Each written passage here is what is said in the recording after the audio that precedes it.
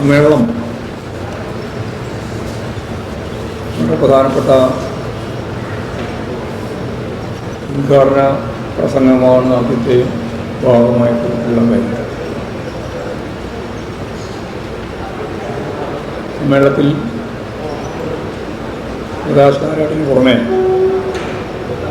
DB അംഗങ്ങളായ Pinarayi Vijayan, Brinda Karat, MA Baby, V രാഘവലു, Subhashini Ali, Ashok ഗബ്ലെ, A Vijayaraghavan എന്നിവർ പങ്കെടുക്കുന്നുണ്ട്.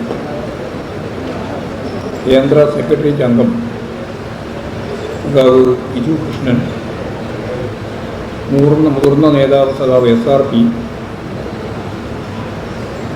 ഇതിനു പുറമെ AR സിന്ധുവും ജനറൽ കമ്മിറ്റി അംഗം എന്ന രീതിയിൽ പങ്കെടുക്കുന്നുണ്ട്. രക്തസാക്ഷി പ്രമേയം സഖാവ് TP രാമകൃഷ്ണനും അനുശോചന പ്രമേയം പുത്തലത്ത് ദിനേശനും അവതരിപ്പിച്ചു. സംസ്ഥാന സമ്മേളനത്തിൽ പൊതുവെ പ്രവർത്തന റിപ്പോർട്ടിൻ്റെ ഭാഗമായി 5 ഭാഗങ്ങളാണ് ഉൾപ്പെടുത്തപ്പെട്ടിട്ടുള്ളത്. ഒന്ന്, രാഷ്ട്രീയ സംഘടനാ സ്ഥിതികൾ. രാഷ്ട്രീയ സംഘടന എന്ന് പറയുമ്പോൾ സാർവദേശീയ, ദേശീയ രാഷ്ട്രീയ കാര്യങ്ങളാണ്. രണ്ടാമത്തെ ഭാഗം പാർട്ടി സംഘടനയാണ്. പാർട്ടി സംഘടനാ സെൻറ്റർ ഉൾപ്പെടെയുള്ള എല്ലാ കാര്യത്തെ സംബന്ധിച്ചുള്ള ഭാഗം. 3, നവകേരളത്തെ നയിക്കാൻ പുതുവഴികൾ എന്ന രേഖയാണ്. 4, വർഗ ഭോജന സംഘടനകളുമായിട്ട് ബന്ധപ്പെട്ട പാർട്ടി പ്രവർത്തകരുടെ പ്രവർത്തനം സംബന്ധിച്ചു. 5-ാമത്തെ ഭാഗം കഴിഞ്ഞ പാർട്ടി കോൺഗ്രസ് മുതൽ ഈ പാർട്ടി കോൺഗ്രസിൻ്റെ ഈ ഇതുവരെ വിവിധ കാലയളവിൽ പാർട്ടി അംഗീകരിച്ച വളരെ പ്രധാനപ്പെട്ട രേഖകളാണ്. ഈ ചർച്ചക്കെല്ലാം ഉപകരിക്കുന്ന രീതിയിൽ ആ രേഖയും 5-ാമത്തെ ഭാഗമായിട്ട് ചേർത്തിട്ടുണ്ട്. പ്രവർത്തന റിപ്പോർട്ട് പാർട്ടി സംസ്ഥാന സെക്രട്ടറിയാണ് അവതരിപ്പിച്ചത്. ദേശീയ, സാർവദേശീയ രംഗത്ത് നിലനിൽക്കുന്ന സമീപനങ്ങളും കേരളീയ സമൂഹത്തിൽ വന്നുകൊണ്ടിരിക്കുന്ന മാറ്റങ്ങളുടെയും അതിനെ ആകെ വെടിയിരുത്തിക്കൊണ്ടുള്ളതാണ് രാഷ്ട്രീയ സ്ഥിതിഗതികൾ. കേരളത്തിൽ ജന്മിത്വത്തിനെ അവസാനിപ്പിക്കാൻ കഴിഞ്ഞു. ഇന്ത്യയിലെ എല്ലാ സംസ്ഥാനങ്ങളിലും സജീവമായി നിലകൊള്ളുന്ന ഈ ജന്മിവർഗം കേരളത്തിൽ ഇല്ലാതായി. അത് സ്വാഭാവികമായും ഉണ്ടായ ഒന്നല്ല.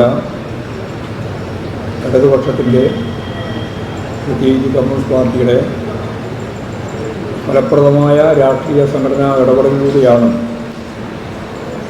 നിയമനിർമ്മാണം നടത്തി കാർഷിക ഭൂപരിഷ്കരണ ഭേദഗതി നിയമം 1969 ഒക്ടോബർ 14-ാം തീയതി കേരള നിയമസഭ പാസാക്കി.